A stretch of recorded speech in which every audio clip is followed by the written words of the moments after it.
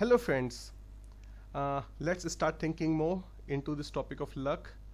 To start with, first happy Independence Day, and just to match the occasion, let me tell you and myself and to everyone that we are lucky to have independence, but we have to continue making effort because country where citizens cannot control themselves and their emotions can never remain independent for long. So that's a message to start that discussion, and let's just start from where we left yesterday.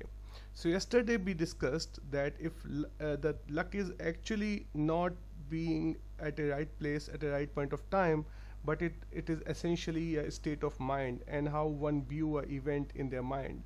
So let's say somebody have met with an accident, and he break her leg, and there's another one, he also undergo the similar sort of accident and break his leg. And in the first case the candidate can actually say, oh my god, thank you to save me. And in second case, the person who has met the similar fate can actually say, oh my god, I have been so unlucky and I broke my leg. So essentially, I think you get the message that maybe a luck is a state of mind, and to have a positive state of mind brings us happiness and more satisfaction, and also allows us to make more effort to actually realize our dream. So the question is, what should I do to achieve that state of mind? So I think before I come to solution, let's allow me to make an analogy. So let's say that I want to I want to go somewhere and I need to take a bus. So before taking a bus, I actually need to put a name to my destination, and I actually have to define whether I'm going to Mumbai or Delhi or to some other city, and then only I can choose the bus which takes me to that destination. So similarly, let's find out and let's have a conviction into what where we want to go and where we are at this point of time, because both of this information is necessary to determine what kind of journey we have to undertake. So let me pose you a question, not question, let me give you a approach one. The approach one is there are a lot of people, and I think I would say 90%, 99% of people who I meet, and if I ask them if this is what you want to achieve, if this is a state where you want to be, if this is what you call luck, then what you are at this point of time. And invariably, people have placed themselves in a few ladders, steps down in this ladder. And sometimes people say, oh my god, I'm just a small piece. Some will say, yeah, I'm doing good, but I'm yet not there. And that is how they define themselves. But can we think of another scenario? And actually neuroscience proves that this is what the reality is. So, and you know that a lot of people think that we are using our brain less, not up to the potential. So can we say that maybe in our role model, the brain is functioning at a particular level, and some of our switches are switched off, and because of that we are not able to realize our true potential. And if we believe in this fundamental fact of science, then maybe how we need to look at our positioning is like this. So even our role model has some more potential which he or she can realize, and we also have similar potential, but it is just that darkness, that ignorance of our own potential, which is making us believe that we are less lucky, and we have not achieved what we cannot achieve what we need to achieve. So if this is a scenario where if this is the approach which science also believes is true, that we all are blessed with innumerable capacities, abilities, and the power, then what should we do to sort of unlock these abilities? So before I come to that answer, allow me to add one more variable, and this variable is the base scenario. What I essentially mean to say, a sort of living condition which a human should have a sort of minimum non-negotiable level of happiness, comfort, relationships, occupation, and pleasure in life. So some people are way ahead than that base scenario. They and I mean, when I say base scenario, it's subjective again, but let me say that it's a minimum standard of World Bank or somebody puts it, let me put it like this. So somebody are doing way better than this base scenario, and there's some people who are actually suffering. So we have to have that variable also in our solution approach. So I'll come to that again, but just to make you keep this point in mind, that even though some people are able to express their potential to a large extent and some people are not, but we also need to see at what level of awareness we have a base scenario, to be able to have that kind of base scenario in our life. So which approach do you think is gives you more optimism? This one where you think that we think that, oh no, we are a small entity, or this one where we know that, yeah, we have amazingly amazing abilities and we can actually just need to uncover it? Which approach gives us more optimism? And you will actually start, if you think about it, you will actually say that approach 2 is better, because in approach 2 we believe that we have $100 with us ourselves, and though we can just see ₹1 in our hand, but it is just a matter of unlocking the remaining $99 and we are there. But in the first case, we will think of lot of externalities and might have a pessimistic point of view.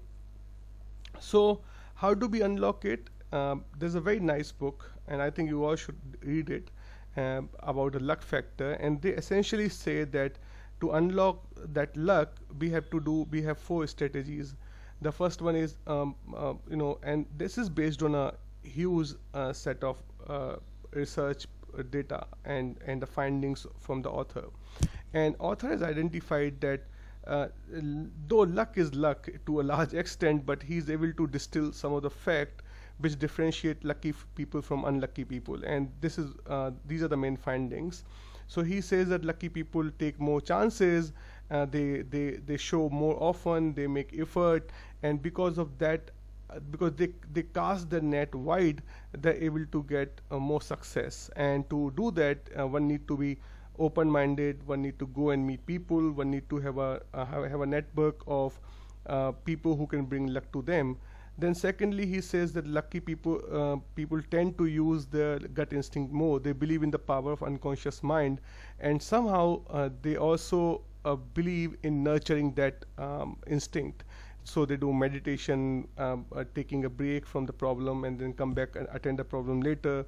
And they also believe in good future. So lucky people actually believe in this self-fulfilling prophecy.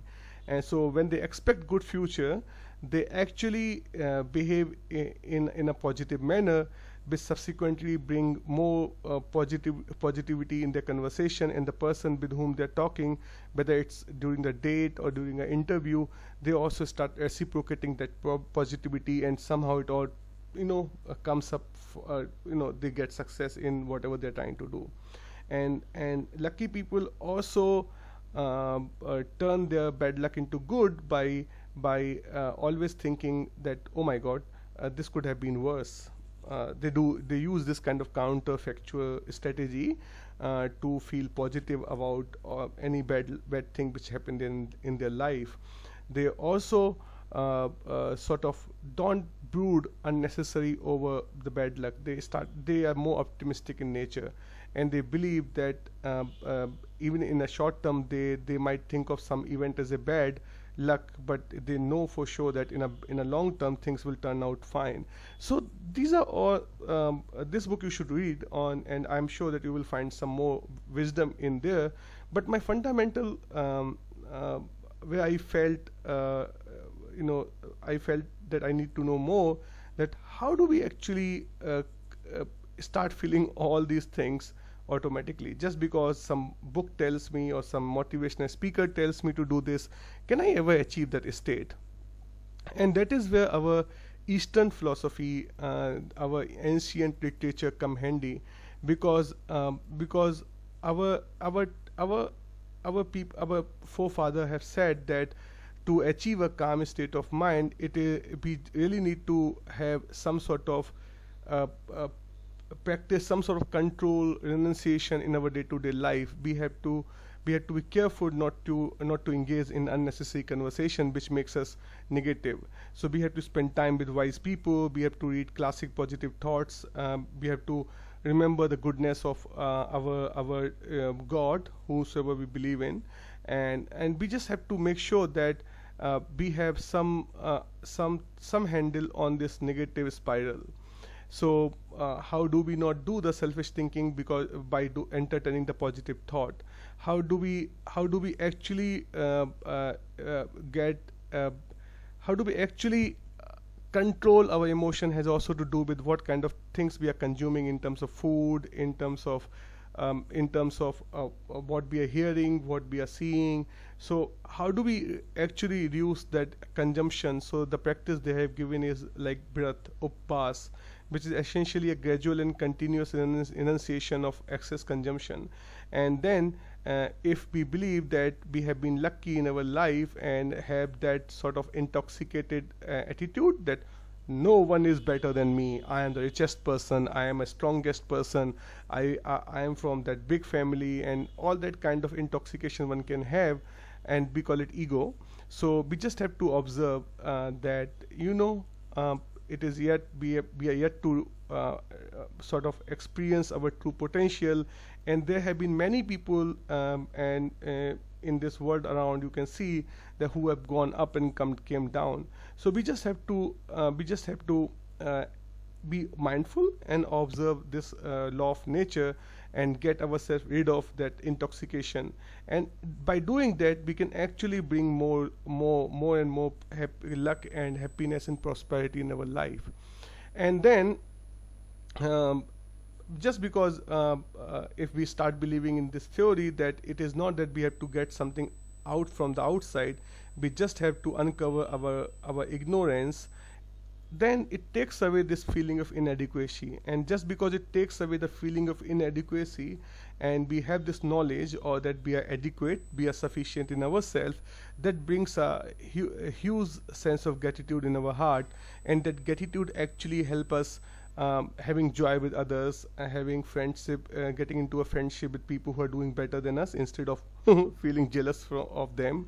We start feeling compassion for people who are not doing good instead of feeling ego about it, and we start actually forgiving people with our equanimity, and not feel anger for people who are not doing good and who are engaged in wrongful activities.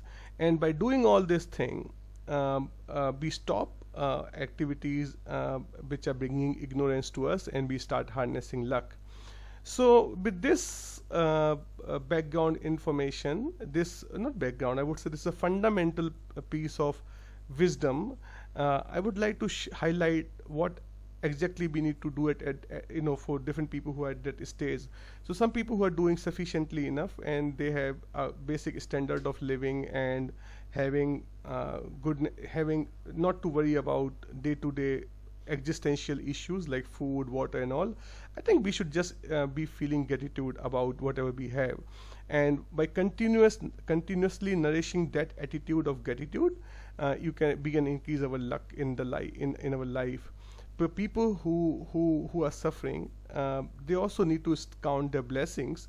And what I mean by counting the blessing is that somehow in this nature there are many people in this world, there are many people in this nature, there are many creatures who are suffering more than us. Even let's say I don't have money to eat, but there are people who don't have eyes to see and ears to hear and legs to walk on and hands to use it for productive activity. So I think you get it. So what I'm essentially saying, there are people who are unluckier than us in a way. So we should just feel gratitude. We should just count our blessings and move on, because there's no way by feeling negative one can go up, because the nature is what you sow is what you reap. So you just have to put the seeds of sufficiency, adequacy, and just because now you have that knowledge that it is all in our control. We don't need to be so much dependent on external support or externalities to achieve our full potential. We just have to make effort to shed that ignorance from our nature.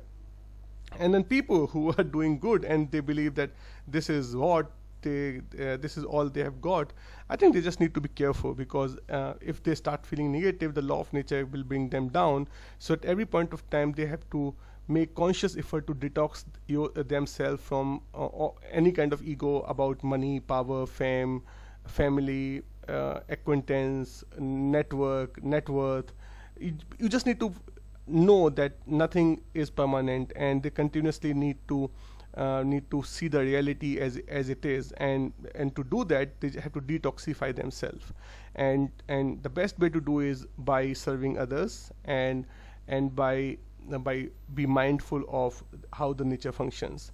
So with this broad framework, I think I think I have initiated some thinking in your mind, and tomorrow we will go into sort of more deeper than this and see at a mind and soul level how it works. And that is the tomorrow's topic. But to end today's topic, I think this is what I think that, and this is purely my thinking, and I'm sure that you might have a different ideas. But for me, luck is very subtle overlap of functioning of nature and mind. So if we can actually tune in our mind into how nature operates, we will always feel lucky. And I think this is something we should strive for every single day in our life, every single moment. We just have to make sure that we are in sync with nature, and the more we do it, more luck we will feel in our life. With that wish that you will be able to control and focus, and not only you, we all, I mean, should be able to focus our mind and make it consistent with how nature works. With that hope and wish, let me say goodbye and request you to come back tomorrow again. Have a great day. Bye bye.